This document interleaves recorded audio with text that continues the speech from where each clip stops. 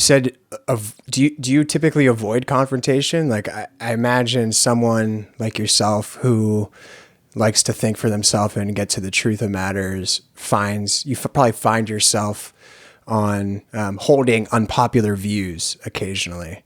Mhm. Is it hard to have those discussions for you with people maybe in your friend group or family? No. No, it's not. I enjoy having discussions because I know why I feel the way I feel. I don't feel the way I feel because of someone else. I feel the way I feel because of my own thoughts. So it's not hard at all. If you want to talk to me about it, we can have a discussion. And even if we don't agree at the end, like I'm not going to be upset. It's just like, I feel the way I feel because of this, and this, and this, and this. If that's, if that upsets you, then it is what it is. How do you I'm how do not you going to hurt you or anything. So, yeah. Yeah. How do you get through those conversations? Is it just like, that's one thing I've been very interested in this year is having difficult discussions because I had some discussions with friends sometime this summer that didn't go very well. We were talking about police, and certain friends were very positive that the police killings were strictly a race issue. And I was trying to make the point that maybe it's more about the training and not strictly about race. And, that conversation didn't get anywhere. There was no changing of beliefs. There was no meeting each other in the middle. I kind of just left that conversation feeling exhausted. Is that a similar thing that happens to you, or do you find that you're able to actually help people revise their beliefs? So I mean, I suppose there has been situations where it's like you're not going to get through to this person. Generally, it's when people are intoxicated, though, when I'm Mm. like, there's no way that you can break this down. It's really about trying to connect with people and understanding where they're coming from to be able to build an argument. A lot of people have their own set argument, but they don't consider who they're talking to. They just have their talking points that they, have prepared. And sometimes they're not necessarily prepared talking points. They even just come in with their beliefs, but they're not being empathetic to what the other person may feel or believe, right? So I always try to come at people at an angle that I feel like they would grasp in a way, opposed to just going like a lot. People always kind of go head first with like one thing you hear will say on one side is like they'll throw out the black on black crime statistics, and then on the other side will say they will throw out like the 13th Amendment thing, right? Hmm.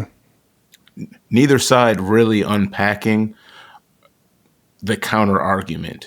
At least generally, when what I notice is neither side really unpacks the other argument to really have a sound stance on their belief. So whenever I engage people, say with these stances, and I'm not here to like tell people they're wrong, and I always tell Hmm. them, I just always say, hey, the reason why the person you're talking to right now is getting visibly upset is because this scenario that you're bringing up, you haven't thought about how they may react to it or also a counter argument to it.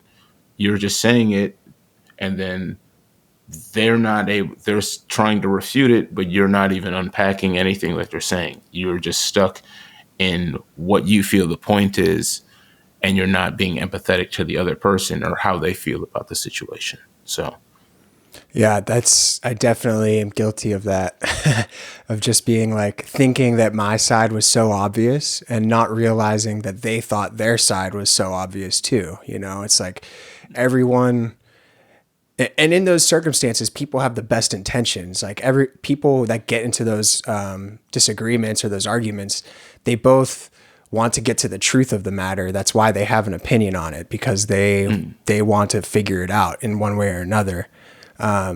So yeah, it's tough. It can be really hard to I think take a step back and, like you said, unpack the other side and really acknowledge it, right? Humanize what they're saying.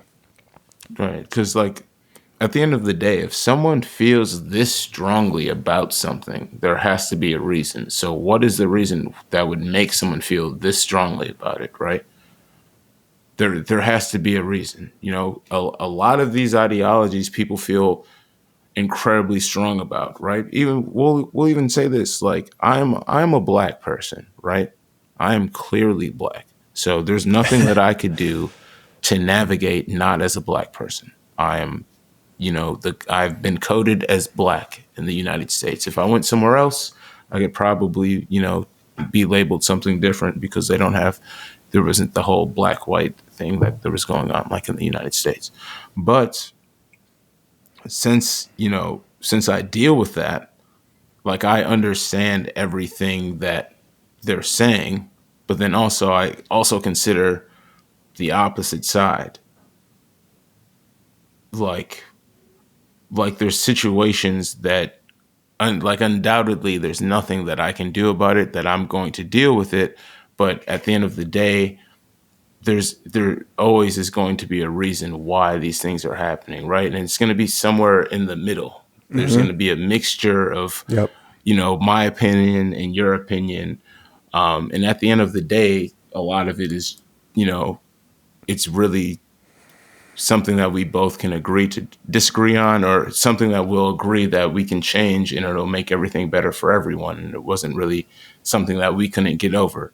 But then there's all of the outside influences that have kind of, in a way, I mean, in my opinion, kind of refined everything that has gone down and like manipulated the situation where we're in like almost a situation where it's almost a lose-lose because a lot of the language that's being used, I don't know if, like, I'm sure you know what double speak is and stuff. Oh yeah. So like a lot of that has been layered into a lot of everything that's going on.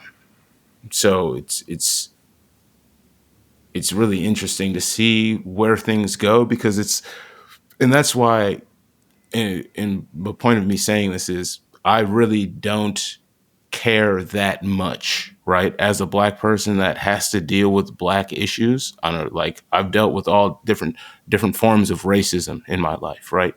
But at the end of the day, like I care, but I don't care to the point where I'm gonna like be irrational.